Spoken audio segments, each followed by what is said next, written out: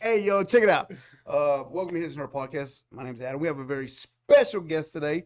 He's the I like to call him the king of real estate. Uh, he's probably one of the hardest hustlers I know, next to myself and my wife, of course. He claims that he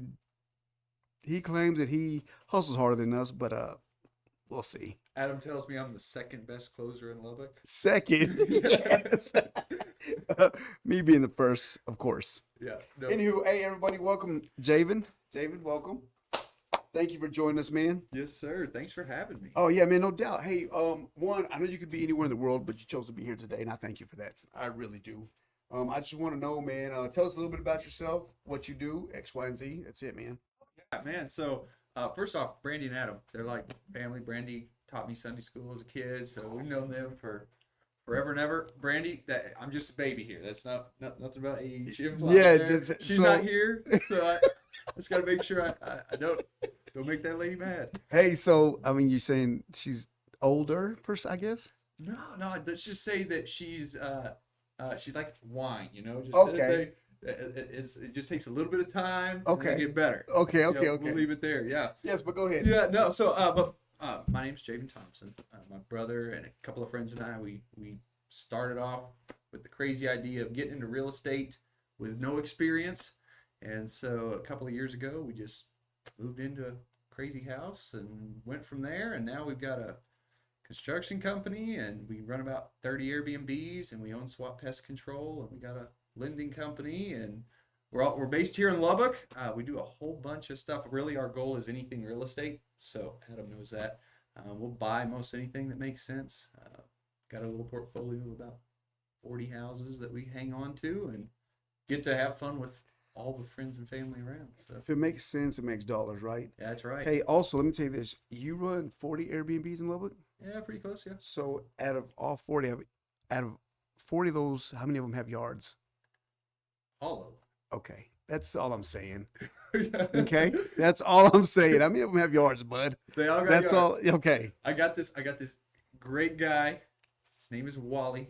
Okay. Love Wally to death. His real name's Jared, and he's a cowboy. So Okay. I guess Jared didn't win cowboy enough. He had to change Yes. it over. Yes. So Wally right now is our crazy. He can do anything. He runs our roll-offs. He mows lawns. He sets toilets. Is he Mexican? He's white, bro. No way. There is no way, Jay. 18 years old Oh, and man. works like a 40-year-old man. That's awesome, though. You don't find them no more. No. Well, they say that, but man, there are some kids out there that are golden. Well, that's what I'm saying. Like, our kids are great. Yeah. Our kids help us a lot. You know this. But my thing is, man, is like our kids and I guess Wally Yeah.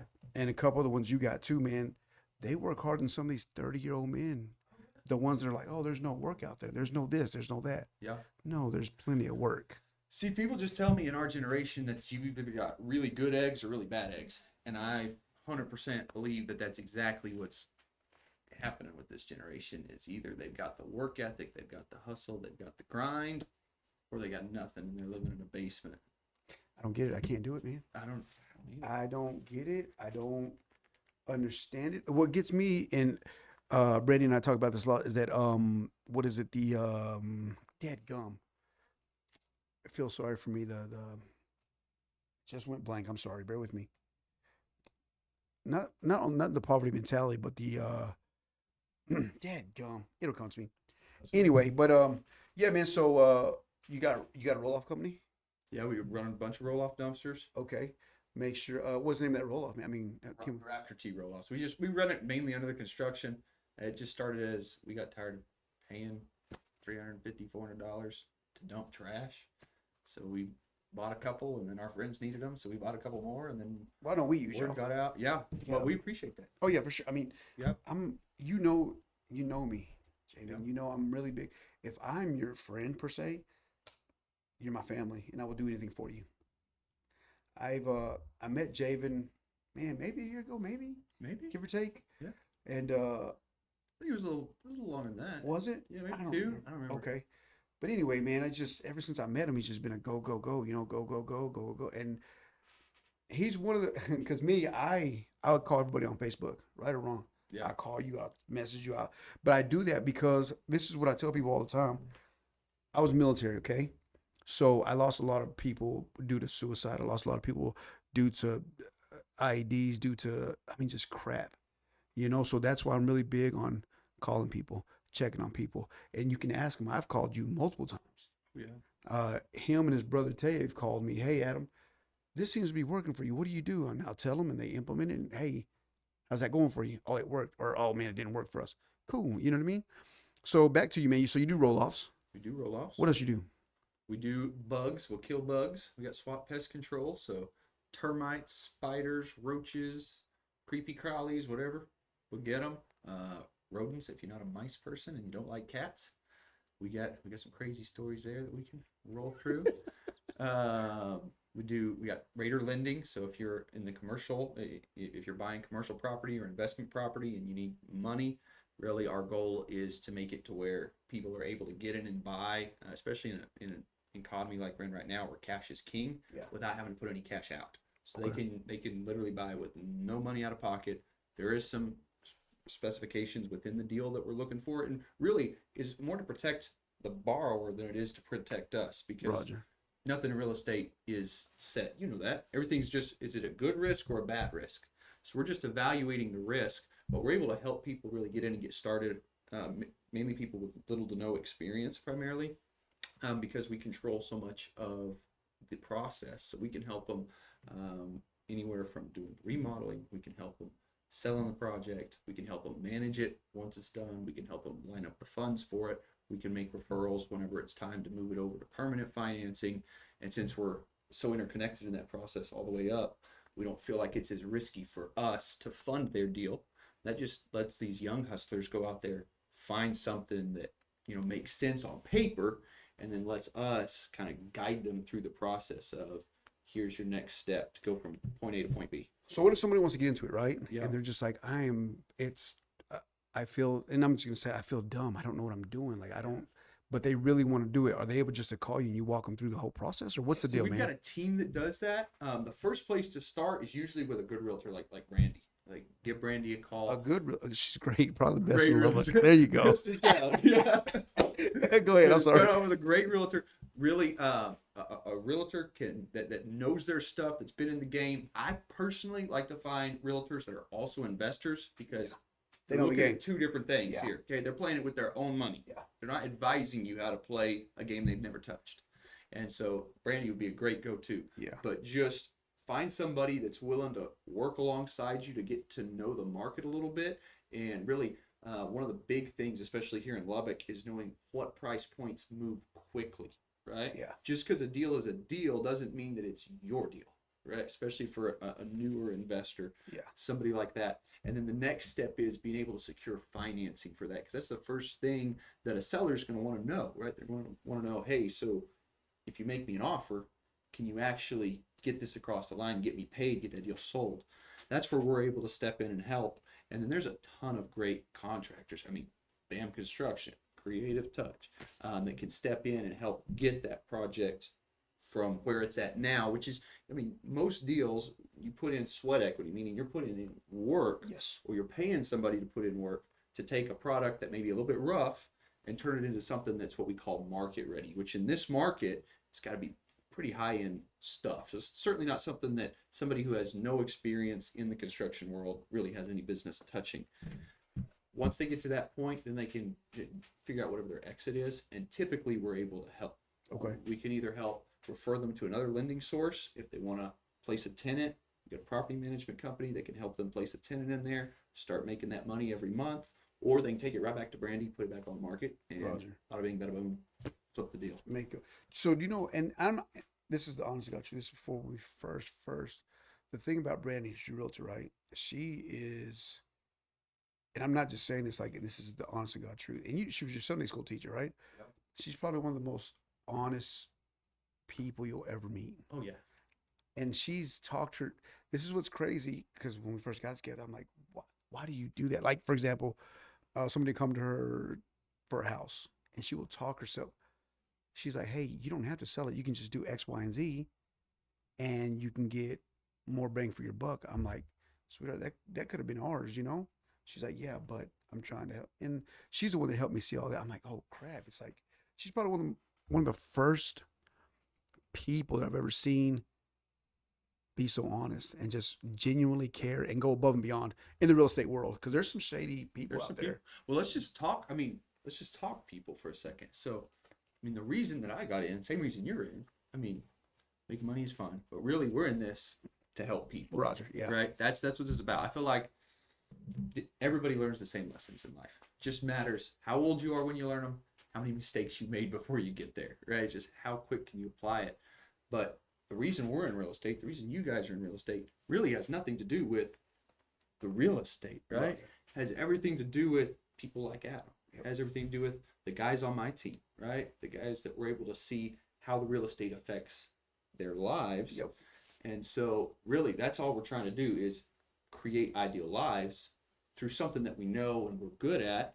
And that doesn't mean that because I'm creating mine, Adam can't create his or the next person can't create theirs. And that's exactly what Brandy's communicating with that is just, you know, there really is. For those that are willing to put in the work, those of us that are good people, there's so much out there for everybody. It's there. Yep. Yep. It's there 100%. So, Jamin, how old are you, man? 24. 24. How long you been doing this? We're going on 2 years. What's your in-state goal? What's your goal? That's what I want in the next 5 to 10 years. Or what's your, hey, when I reach this, I want to be done. Yeah. What are you So thinking? I tell everybody, my mindset is I'm a fence builder, right? Okay. And I'm building fences in life to protect the people that are inside my fence, right? And so right now, my goal is to make it to where the guys that are on my team are able to retire and live the lives they want to live in the next 10 years. Now, the average age of the guy on my crew is 21 years old. So what we're doing right now is building a system so that by the time those guys reach early 30s, that's when we want them retired. We want them out of the game by that point. And so I don't ever see myself getting out of the game, but I'm in this to create a system that makes that possible for people. For people, yeah. Because, man, my biggest dream is just to be able to go out and take the skills that I've learned that God has given me and pass them out to as many people as possible. And it's more about the positive impact that we can 100%. have. And doesn't that not make you feel good? Oh, This is yeah. what I love, man. This is what I tell Brandy all the time. I'm like, the people that come into my life, my goal is to make them better, some way, shape, or form by the time they leave me. Absolutely. And only because, man, I know you don't know my whole story, and a lot of people don't, but I grew up jacked up, and it's like, that's why I'm so passionate about kids. I'm so passionate about helping people. I'm so passionate about checking on people and calling people. And, people think it's crazy. I've had people tell me, man, they're like, Adam, I've never had nobody call me and check on me like you do. It's human Really nature. rare. It's human nature, I think. It's human nature, man. We're here to help people, So, now, correct me if I'm wrong, man, but I heard it was you and 5 or 6 other guys living together. What's that about? Yeah, so COVID hit and I lost my job. I was Were 20 you- years old at the time waiting tables. Okay, restaurant business Yes. shut down. Yes. I said, okay, what am I going to do? I said, I don't know. I'm going to go take the first job that presents itself. And somebody reached out on Facebook, offered me a job selling insurance. And this has nothing to do with real estate. You got to get the whole picture here if you really want to understand how this went down. So somebody reached out on Facebook. I said, okay, I just need a job. I'll do anything. So I got into this insurance job and I happened to be selling life insurance. Well, I got into the game at the right time, Adam, because COVID hit. All of a sudden, people that may not have been so concerned about dying, all of a sudden, they need insurance, right? Yes, yes. Okay? It wasn't intentional, Yeah. but that's when I got in and it just took off. Yeah. It was nuts. 6 feet, yeah. Yeah, it was crazy. So I was this 19-year-old kid making money hand over fist, knocking on doors, and it was like nobody During would tell me COVID? no. During COVID. Yeah. I was knocking on So you're business knocking on owners' doors. You're knocking on doors during COVID. Yeah, I was the crazy guy that was Yeah. still showing up, knocking on the doors. I was going after the business owners because they were trying to find ways to incentivize people to work for them during the pandemic. Yeah. One of the big deals was, man, if I'm out working, what happens to my family if something happens to me? Yeah. And so, yeah, it was just the right time to be in the business. So I saved up a little bit and I met some guys. And I'll never forget the guy that's still with me today that we're partners now, Emmanuel Cranky, showed up because we had just started partnering with a trucking company in Midland. It's like 150 truckers. I thought, oh man, this is going to be great. These guys need life insurance. I start ringing them, right? I'm calling them on the phone because they're truckers. They're not in the office. Que paso? I speak no Spanish. I got Say, 150. ¿Qué pasó? Yeah, I got 150 people that want life insurance Yeah. that That I need can't it. help. So I said, I called my whole team. I had 7, 8 agents working under me at that time. And so I called the whole team. I said, okay, everybody stop what you're doing. We are no longer selling life insurance. I need you to go find me somebody bilingual. I will pay $3,000 to the person that finds me a bilingual person in the next 6 hours. Agents went to work. Girl named Brooke Meredith calls me. She says, hey, I'm here at Cricket Wireless. I got this guy named Manny. He speaks Spanish. Yes, I know, Manny. I said, Did you great. get him on the phone? You know, I said, bring him to the office. Okay. I was sitting there dialing. Yeah, Like, yeah, I need yeah, somebody now. So sure enough, Manny shows up. Khakis, polo, Cricket Wireless. ¿Qué pasó? You're sitting there on the phone. I said, okay, bro. So here's the deal. You know nothing about life insurance. I'm gonna sit here and type the answers. The questions you're gonna ask. We're gonna punch them in the system. We're gonna split this take 50-50. Yeah. Manny knew nothing. We're sitting there. Said, I'm the licensed agent. You're just the translator. We made it work. For the next 4 days, Manny made so much money in that first So you've known him forever then. 3.5 years now.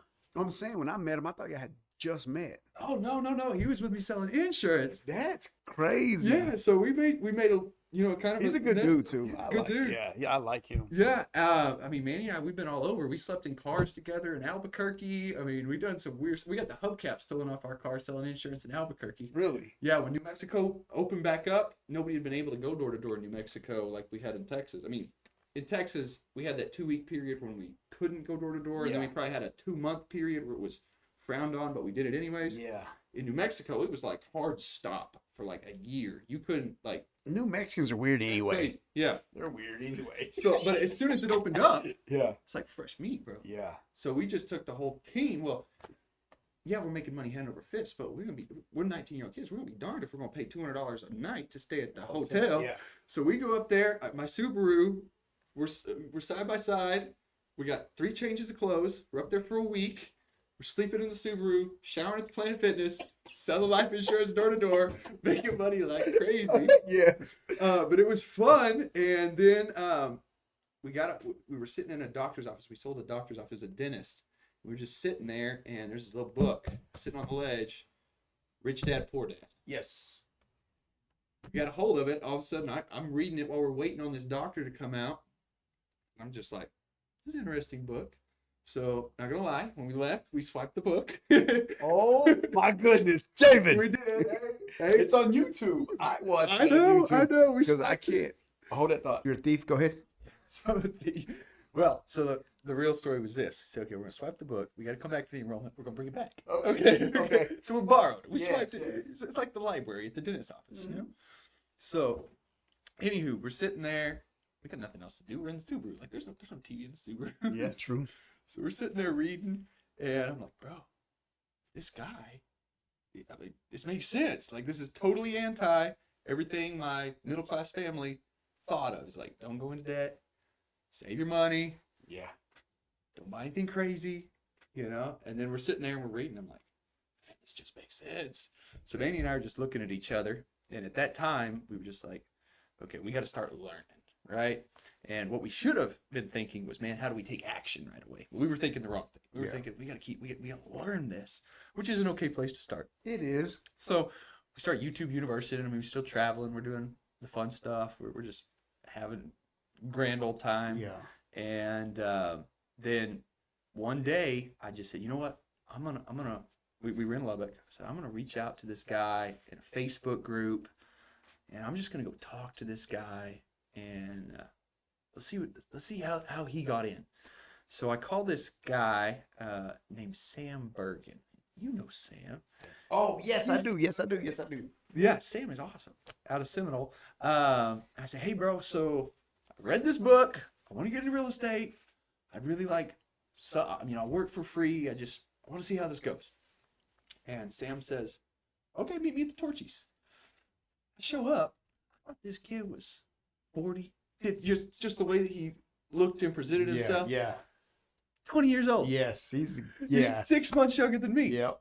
I'm like, bro. He's like, Yeah. yeah, bro. I'm gonna make 800. I'm gonna clear 800 this year. I said, you're gonna clear what? He said, I'm gonna clear 800 this year, wholesaling houses. And I said, really? He said, yeah, I'm gonna buy 30 more. He's 20 years old. I said, okay. Just the market was hot then too. The market was hot. The It market was hot then. Stupid Yes. hot.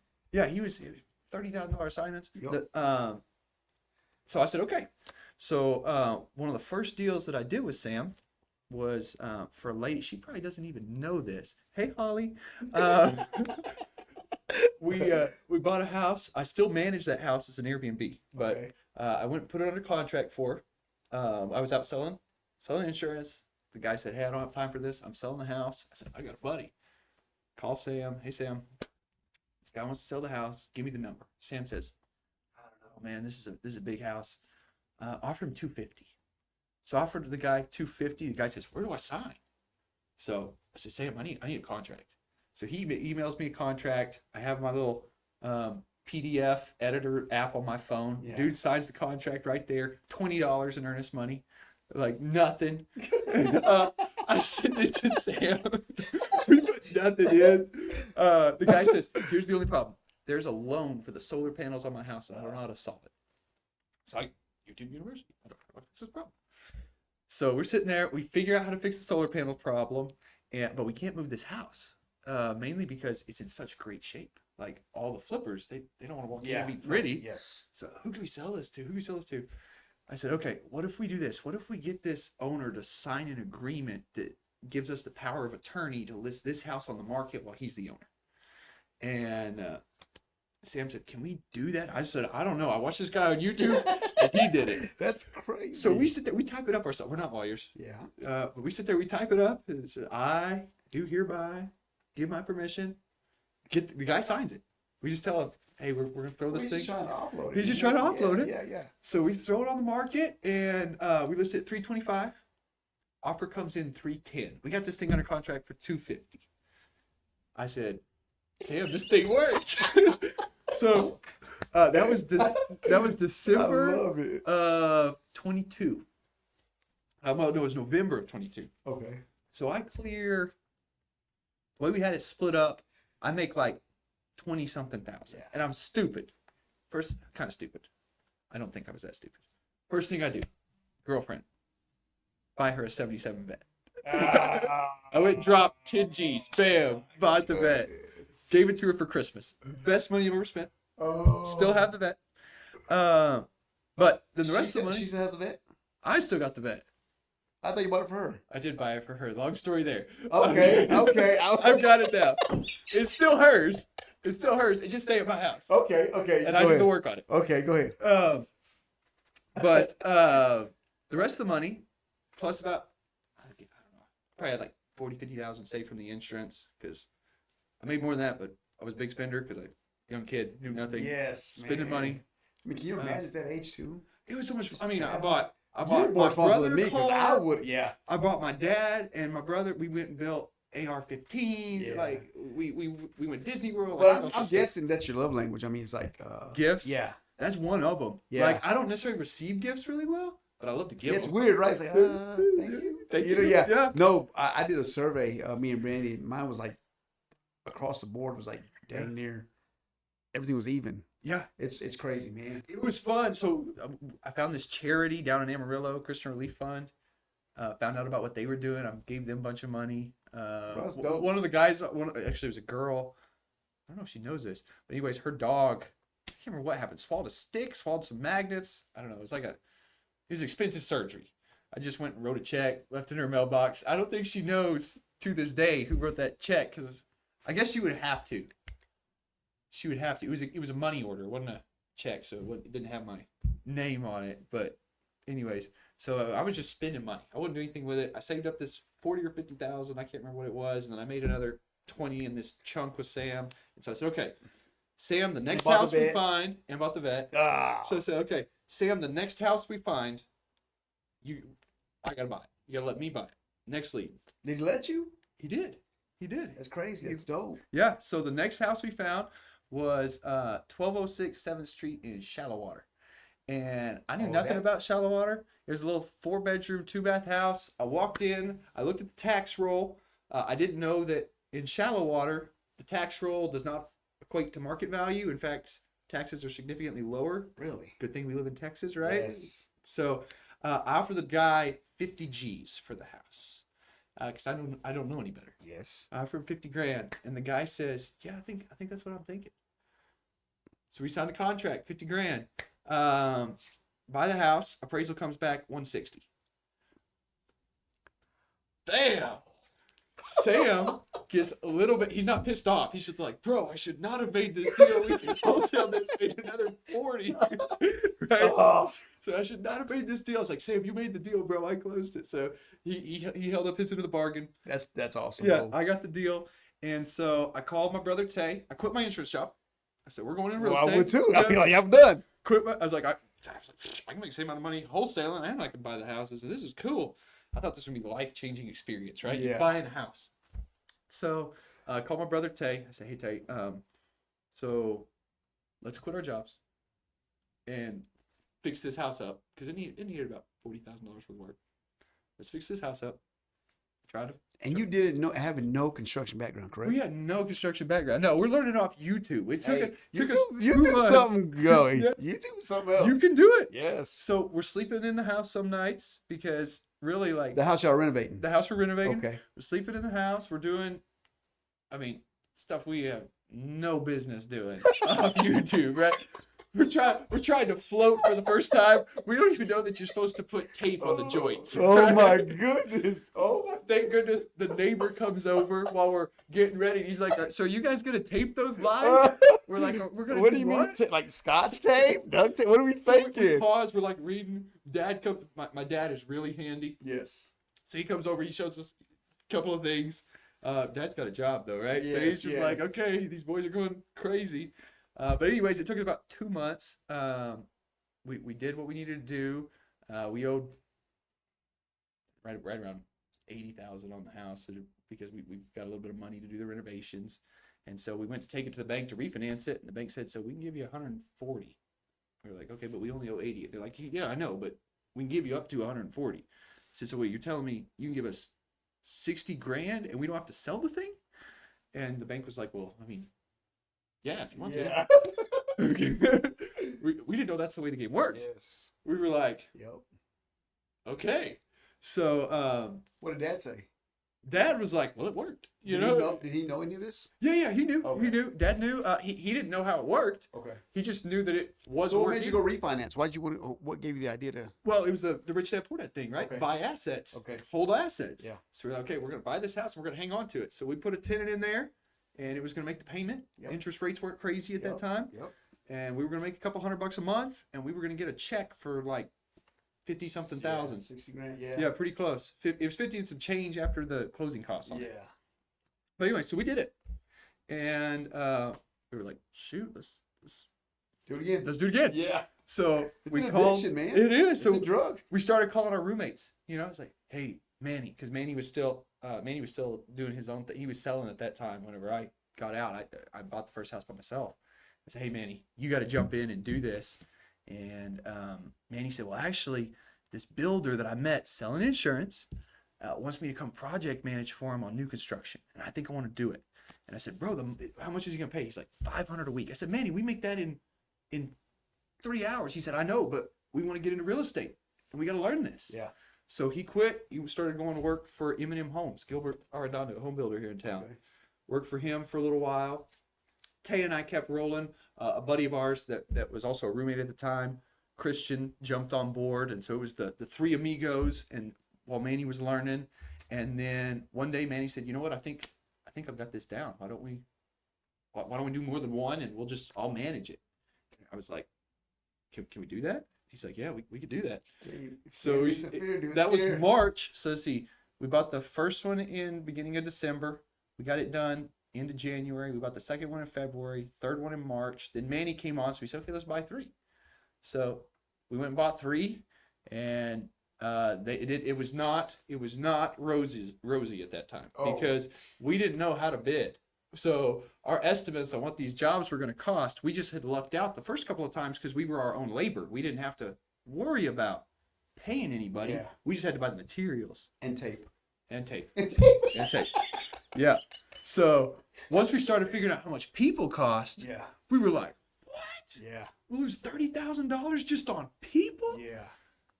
But it was what it was. We couldn't do anything works, else. man. It works. And so that was kind of, it just snowballed. We started Airbnb in some of these houses, and then people started wanting us to manage their Airbnbs. But and then then Airbnb was hot for a minute, you know. dude, it's still pretty hot. Like, I told Brandon, go ahead. I mean, let's see. How hot do you think it is? Oh man, but here's my thing. Everybody started doing it, That's and then you have the Airbnb arbitrage, Yeah. and then you have. I'm just like, let's get out. Yeah. Let's get out because everybody's doing it. It's It's not- watered down now. So our My personal opinion. rule of thumb in Lubbock is if you've got a 2-bedroom house, you need to be Airbnb in it. That's what our 3s and 4s, we keep those long-term tenants Roger. all day long. But if you got a 2-bedroom or you got a little quadplex or a little duplex, those ones kill because we typically average about $2,300 a month gross from Airbnb. Okay. Those same properties are probably going to rent for $1,000 to And so we $1,200. had 3 or 4 bedrooms, you know, and it's Yeah. just like, You got to and go it's after the good during small. football season. Yeah. It's good during concerts, but how often? Do those come up? And it's Graduation is seasonal. big. Yeah, but it's seasonal, and I'm just like, Yeah. I'd rather instead of stressing over it and like, hey, we're good for football season, you know. Yeah. But during football season, you can hike that thing up like crazy. And I'll tell you, the one thing we did learn about Airbnbs, they're not scalable if they're your own product, at least not in this market, because the banks don't like them. Yeah. There's no guaranteed income attached to it like a lease. 100%, Yeah. So when you go and present it to a banker on your rent roll, they oftentimes, if you don't have at least a full 12 months worth of history, sometimes 24 months, the bank is going to look at that property like it's vacant, like it's not Yeah. producing any money. And because of that, it makes it hard to bank. So right now, with everything that we buy now, almost all of it goes long term, just because we've got to have constant bankability for us. You know, we can't afford Yeah. to sit on our hands for 2 years. We got Trust. people to yeah. play. I'm with you, bud. So, anyways, that's how we got started on the construction side, and then we've just kind of ballooned from there. Everything just goes together hand in hand. You know? Yeah, that's really it. does. Just and keep it's within like your things vertical. fall in your lap though too. It's just like, well, Yeah. I guess we're doing this now. It's good. It's the good people effect, Yeah. right? You know this. Yes. When you're good people, other people recognize that. And for the guys that are in my generation, one of the biggest opportunities is a lot of the baby boomers that built these big businesses. Their kids don't want them. Yeah, Like I I said, know, there's it's there's crazy. good and bad eggs, right? Yeah. And some of the bad eggs belong to these people that have businesses that they can't pass on. Yeah. And so that's one thing that we've discovered in the last year is, yeah, buying and flipping a house is cool. But when you can transition that up to not, we don't like to flip the businesses, but being able to purchase a business that's already established, that already has a good name, that's already got existing go, revenue, total game changer. Yep. And what it takes is that older generation just recognizing, hey, there's actually still some players Give it down. that care, Yes. that want to keep the reputation and the brand alive. Yep. And honestly, Adam, you got to be willing to get a little bit dirty. That's it. Most of these are just, it's not crazy. It's not crazy. Like, you're not going to walk out. It's not like, you know, what's the guy? Dirty Jobs guy. Mike. Oh, what's his- yes. It's not that, right? But they got to be willing to go out and learn something, you know, actually put in some work. Yeah. But whenever you do that, opportunity, crazy. 100%. So let me ask you like this, Jake. So what's your upbringing like? What was your upbringing like? What's your story, man? So, Where did you graduate from high school? Parents? yeah. So my mom and dad, Still married? still married. Yep. Okay. Yep. They're like peas and carrots, man. Hey. They got together in '96. I was born in '99. It was me and my brother Tay that I run the business with for the first 9 years. And then mom and dad got the crazy idea that they wanted to adopt. So within the space of about a year and a half, they adopted 5 kids. So we went from a household of 2 to a household of 5. And I was homeschooled my whole life. Okay. And so that happened when I turned 9. and it was a big transition period in our life because some of the kids that they adopted were special needs. So I have Okay, two right. special needs sisters. A couple of the boys that they adopted came from a situation with severe physical abuse, and so they had their own set of issues. And That's old, bro. That's old. my oldest sister, she has a physical impediment, and so mom and dad just spent a lot of time with these five kids, and so really it was odd as a 9-year old to kind of get handed the task of educating yourself. And so fortunately Tay and I had the desire to learn and want to learn. Yeah. But pretty much from fourth grade through high school, we taught ourselves. We were reading out of the textbook. We were doing our own. We were giving ourselves our own homework assignments. You and Tay. Me and Tay. That is crazy. We were learning. We started. We got through long division and decided to jump straight into algebra. And so we learned fractions and decimals and everything else, percentages along the way because it was just something that you had to know to teach yourself algebra. Yeah. And so that was where we got started. And a big thing in my life, kind of around that time, was I got into the martial arts. And martial arts was a place where I learned some of the self-discipline that I was able to apply in my studies at home, but I also really developed a passion for the sport. So you do like Karate Kid stuff? Like, Yeah, I got a couple of those okay. tricks Okay. up the sleeve. How did you do that for? 6 years. Okay. 6 years. Yeah, I got black belt in 3 different disciplines. Yeah. Yeah, and so Go ahead. yeah, I know. Can you break boards? Oh yeah, great Can boys. you? Yeah, it's fun. It's been when I turned 17, the guy that trained me came and said, "Hey, so I know you're probably set on college, but if you really like to focus on martial arts, we'll open up a school together. You can run it. I'll front the money. Let's do this thing."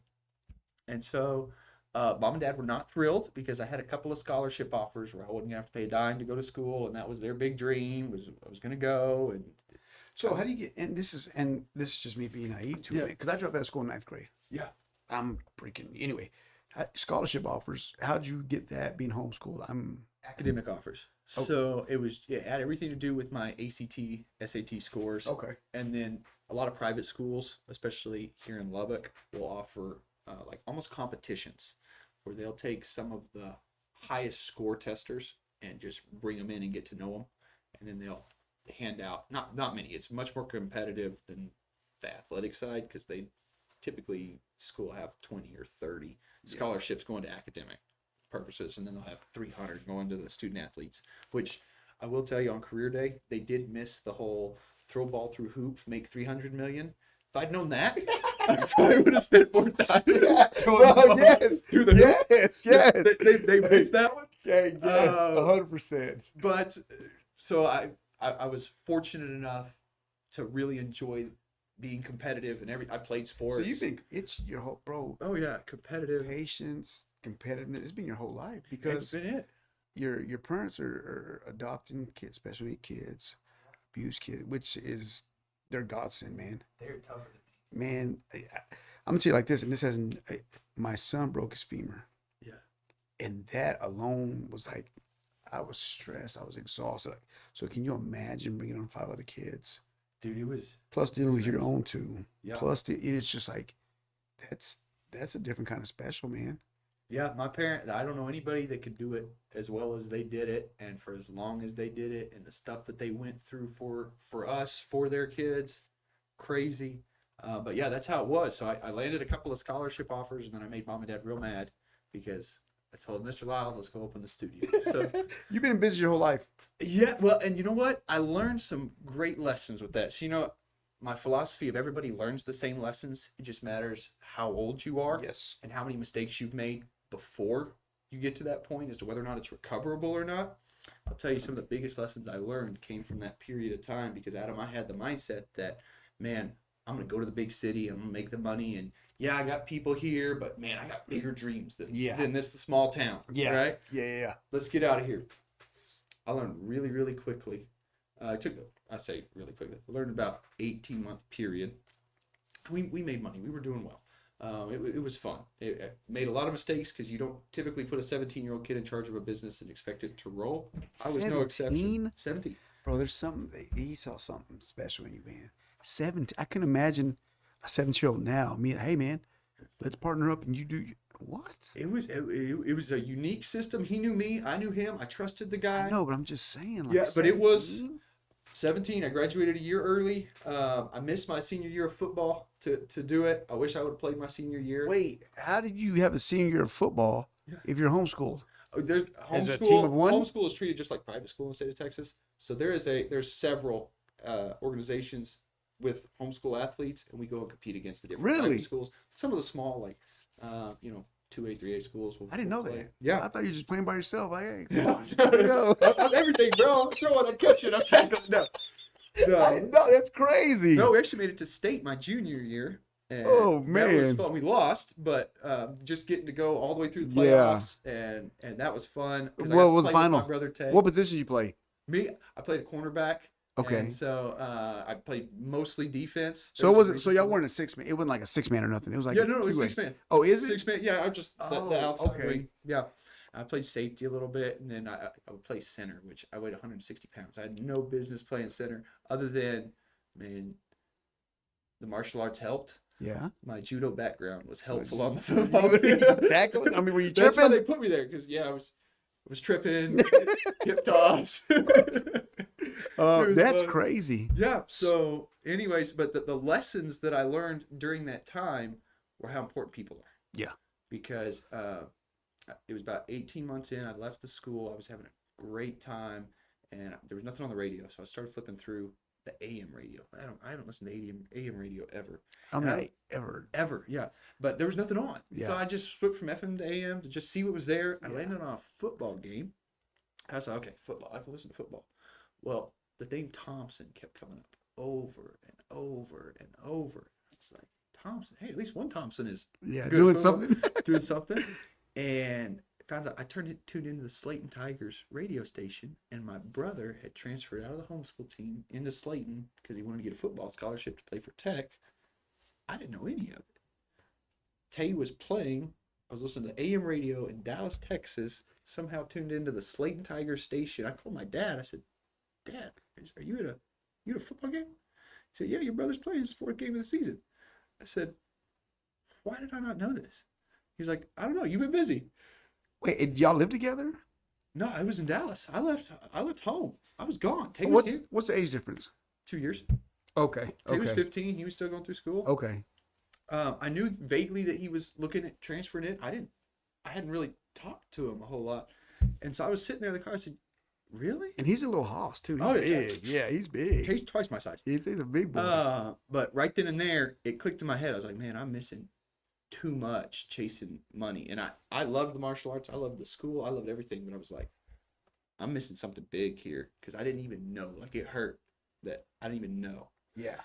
And so it took me about 3 months. But that night was a click for me. The lesson that I learned was it will never be the place. It will never be the money. It will always be the people.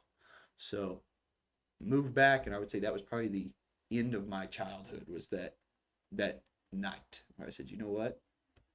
I'm going back home. And really, for a period of time, I was kind of lost as to what I was going to do because I'd given up the scholarships. But you're still a kid, though. I mean, what do you I was still a expect? kid, but at the time, I had so much pressure on myself because I went from running a business we had about 150 students, something like that, and knowing exactly where I was going in life, to in 3 months deciding, you know what? I don't want to raise kids here because I want my dad to coach their t-ball team. Yeah. Yeah. That kind of stuff. Man, I want my kids to know their uncle. I want to see Tay play his senior season of football. Yeah. Things that start rolling through. So I came back, started waiting tables, and then best thing that ever happened to me was COVID hit, and you've heard the rest of the story. Yeah. So So let me ask you like this, man. With all this going on, with all you chasing the dream of the big city life, you're doing all this, you're doing all that, and then you come back to the small town, waiting tables. How do you stay motivated? What keeps Javen motivated and keep? Because every time I call you, I'll call you at 6 in the morning, 5 just to talk crap, and you're up. I'm like, what the world? How am I supposed to talk crap if you're answering? You know what I mean? Adam, I've never had a problem with motivation because my motivation for the last several years has been the people. I will tell you the last couple of weeks, it's been interesting. I learned a new lesson, and I'm gonna stay off of this subject, but I lost somebody that meant the world to me. And looking back, if I could do it again, I would have done a couple of things differently, to where rather than thinking the best way to bless people was with money, I would have thought, no, the best way to bless people is by getting in there alongside them and finding out what makes them feel alive, right? But And so whenever I wake up motivated now, it's a different motivation. Before, the motivation was to go out and just give, give, give, give, give. And by give, I mean yes, dollars. Okay. Now, the reason I get up every morning is because I feel like God put me on earth for a different reason than to just go make money. Right now, I'm on earth to go out and minister to people. So I think of myself as kind of a pastor in a sense, but I just get to go out and see the difference that I'm making in other people's lives. And really, and this has been a recent shift for me, probably literally in the last 2-3 weeks.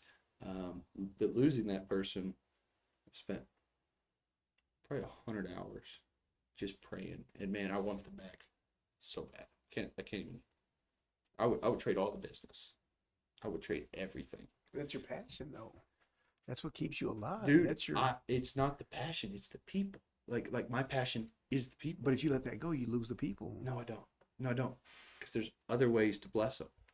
I'm keeping the business alive. Like don't hear me wrong here.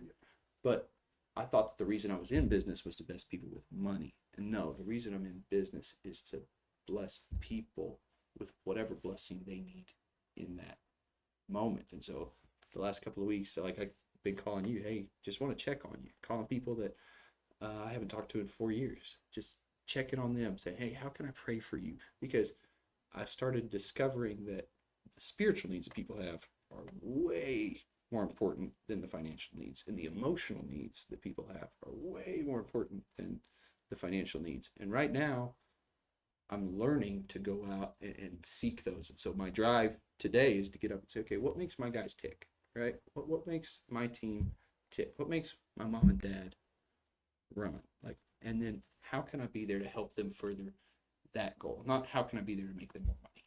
Does that make sense? Yeah. And so I haven't had long enough to put all the words together as to why the difference is so big.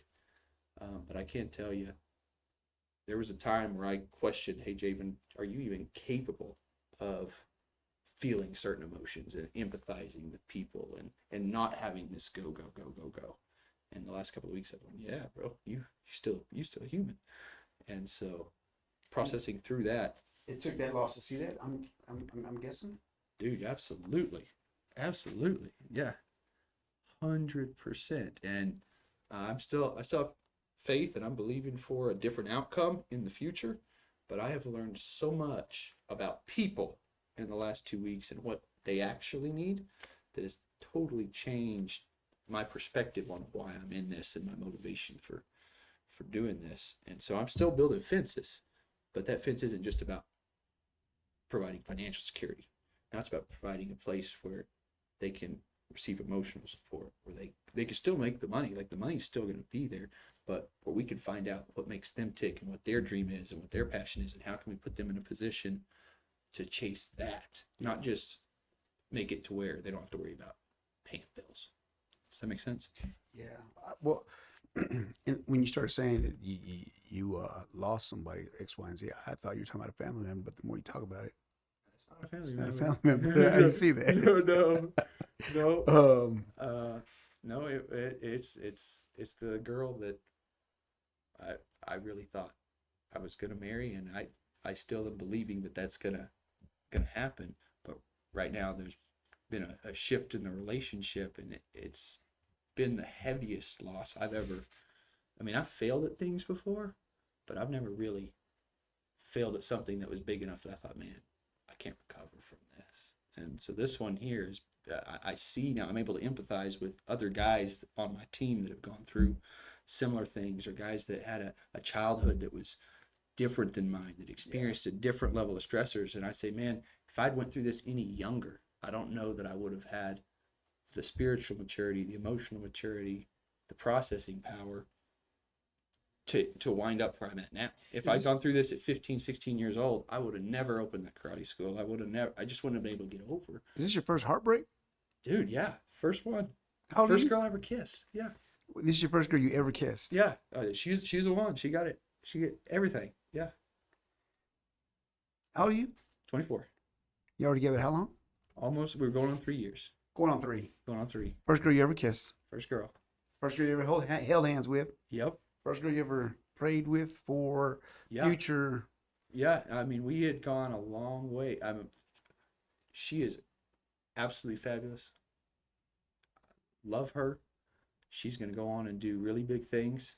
I hope involved in that is somehow God pieces this together where this time apart, I learned what I got to learn, she learns what she got to learn, and we wind up back together. I don't know if that's going to happen or not, but yeah, she was going to be the one and only girl ever, period, end of story. So you say the one and only, meaning Yeah, one woman man. Like that's just that's the way my dad did it. That's the way my granddad did it. It's the way I was raised. That was it. man, it's a personal question. Yeah. Have y'all been physical with each other? Like did y'all? no, Okay. but I'm gonna stop it right there. Okay. Just my personal beliefs and her personal beliefs are that being physical is saved for the sanctity of marriage. It's Gotcha. just the way that I was raised, the way that I believe, and I think there's blessings in that. And so that was the decision that we decided to make and stick to. And so to answer your question, That's got to be hard. You got to it keep. is hard, bro. It's not easy. It's not easy, but if you're convinced, I mean, everything we do in life that I do, delayed gratification. I'm in real estate not because it made me money today, but because Delayed gratification. okay. Same thing with girls, with being physical with girl. It's all delayed gratification, and it's one of those deals where I just have to trust that God said it Big for a man reason. knows. He knows a whole lot more than me, and I just believe in that. Hey, big guy in the sky, listen. We need you to bring this girl back to Javen, please. Yeah, that would be. I didn't know we were gonna go on this subject, so we might have to edit out. we some can of we this. can we can leave it be, man. I'm not gonna get too deep into it. Yeah. If at a later time you want to, and you just need to vent, me, because I'm trying to make this a safe place for people. Yeah. Come chat, because you'd be surprised at things people will talk about or want to talk about when you get a camera on. Yeah. And a friend across from you. You know what I mean? Yeah. No judgment, no nothing. Let's just let it out. Yeah. No, this is cool. I thought I was here to promote a business. And you Turns out I did. was here for promote business Venting. and therapy session Yes, with Adam. and that's what it is, man. But that's what I want, though. I want you to be, because we don't have a lot of people to talk to in this world. Yeah. We don't. And I've seen that in the military. Like I told you, I've lost a lot of battle buddies to suicide because they had nobody to talk to. The letters you see, the text, they have text friends per se. Nobody was ever there for them. Nobody would talk to them. Nobody. But you'd be surprised. You can ask Brandy, ask anybody. I make it a point to, when we go out, I'm complimenting at least 5 people. Hey, that's a nice shirt. Hey, your hair looks amazing. Yeah. Hey, I love those guy, girl, gay, straight. I don't care. I make it a point to compliment at least 5 people a day, because that compliment, or that, hey, good morning, hey, you look great. Hey, or you see somebody, hey man, I don't know what you're going through, but if you need somebody, I'm here. Just something that simple can save somebody's life. Oh yeah. I lost my brother to suicide when I was 18 years old. And then I've lost battle buddies to suicide, and I've lost, it's Yeah. So that's why I'm passionate about kids, because I've been around abuse. I've been around, my goal, and you can ask Brandy, is to open some type of school that deals with kids, abused kids, molested kids, just people that need love. Yeah. Because you'd be surprised how a lot of these kids just need love. You know that? That's Dude, it. We adopted 5. I've lived that. But I'm saying, I grew up, you can ask my sister, I grew up jacked up, man. Yeah. And I always wonder, man, what my life would have been like if I would have just had somebody there to do it. Yep. just to show me love, to show me what to do, to show me how to change a tire, to show me how to freaking pump gas to show. If I would have had that in life, would I have been a better person? Would I have graduated high school? Would I have X, Y, Yeah. But No, I'm people with you. always ask me this, and I pride myself on this. I'm a great daddy. I pride myself on that. And people always tell me, like, Adam, you're such a good dad. How do you do it? What do you? I just give my kids what I wanted growing up. What I wanted in a dad, I do for my kids, and it That's awesome. works. Yeah. No, and I wouldn't be here without my dad for sure. Dads are super important.